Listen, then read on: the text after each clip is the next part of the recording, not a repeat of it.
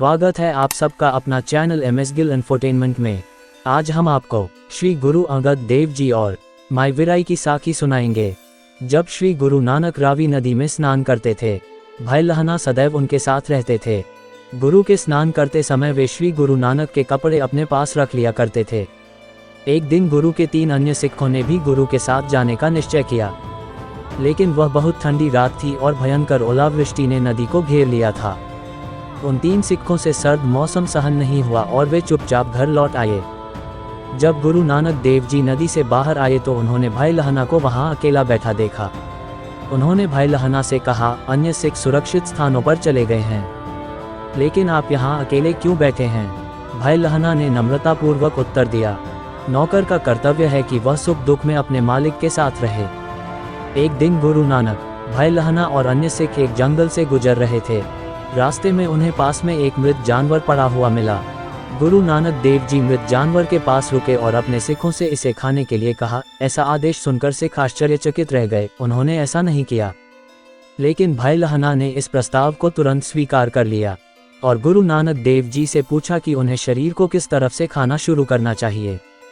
गुरु ने उसे पैरों की तरफ से खाना शुरू करने का आदेश दिया, लेकिन जब भाई लहना ने चादर हटाई तो उन्हें यह देखकर आश्चर्य हुआ कि वहां कोई मृत जानवर नहीं था, बल्कि उसके स्थान पर स्वादिष्ट खाद्य सामग्री सेवा से रखी हुई थी।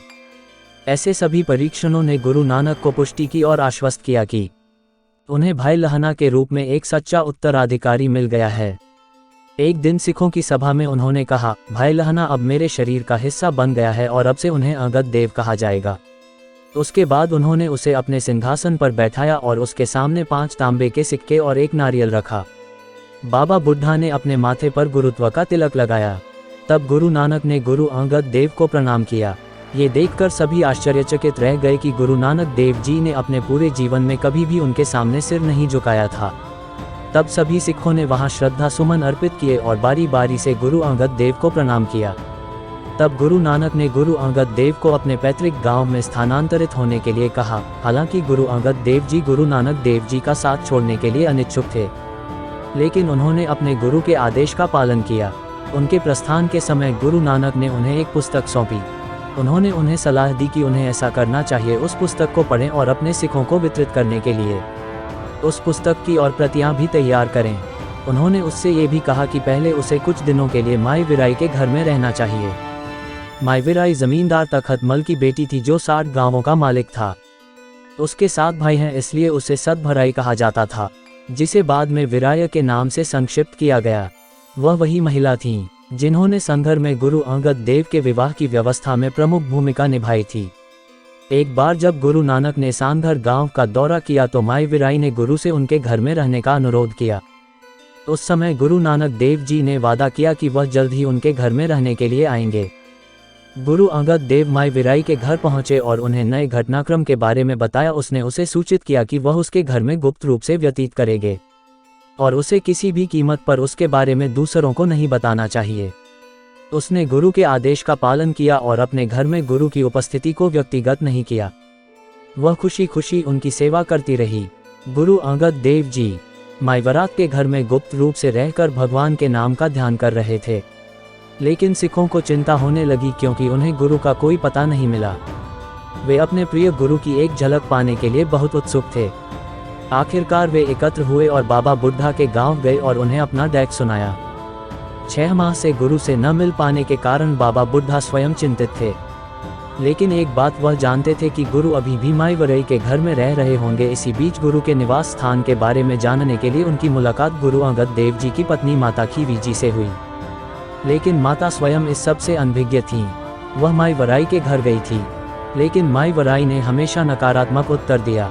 जिसने भी मायविराई से गुरु के बारे में पूछा, उन्होंने एक ही उत्तर दिया, गुरु स्वयं अपने बारे में जानते हैं, मैं कौन होती हूँ आपको उनके बारे में बताने वाली। लेकिन बाबा बुढ़ा जी को विश्वास था कि गुरु उनके घर में अवश्य होंगे, इसलिए वह 5 सिखों और रबाबी बलवंत को अपने साथ ले गया। जब वे संघर पहुंचे तो बाबा बुढ़ा जी ने उनसे गुरु के बारे में पूछा। उन्होंने फिर से इनकार कर दिया, लेकिन उसके उसी स्पष्ट उत्तर को सुनकर बाबा बुढ़ा और अधिक आश्वस्त हो गए। बाबा बुढ़ा ने कहा, अगर आप गुरु के बारे में नहीं बताना चाहते तो हम उन्हें ढूंढना अच्छे से जानते हैं। फिर उन्होंने भाई बलवंत से अपनी रबाब बजाने और गुरु नानक का एक भजन सुनाने को कहा। भाई बलवंत ने बहुत ही मधुर और ऊंची आवाज में गुरु नानक का एक भजन सुनाया। जब गुरु अंगद देव ने भाई बलवंत द्वारा गुरु नानक का पवित्र भजन सुनाने की आवाज़ सुनी तो वह बाहर आए और दरवाजे पर खड़े हो गए। वह बाबा बुढ़ा और अन्य संगत की ओर देख रहे थे। वह मुस्कुराए और बहुत खुशी से बोले, आपको गुरु का पता लगाने का तरीका मिल गया है। गुरु नानक के भजन के पाठ में ऐसी शक्ति है कि पृथ्वी पर कोई भी व्यक्ति इसका विरोध नहीं कर सकता। इसमें ऐसी आकर्षक शक्ति है कि मृत आत्माएं भी जीवित हो जाती हैं। फिर बाबा बुढ़ा के अनुरोध पर वह सिखों से मिलने के लिए उनके साथ जाने को तैयार हो गए।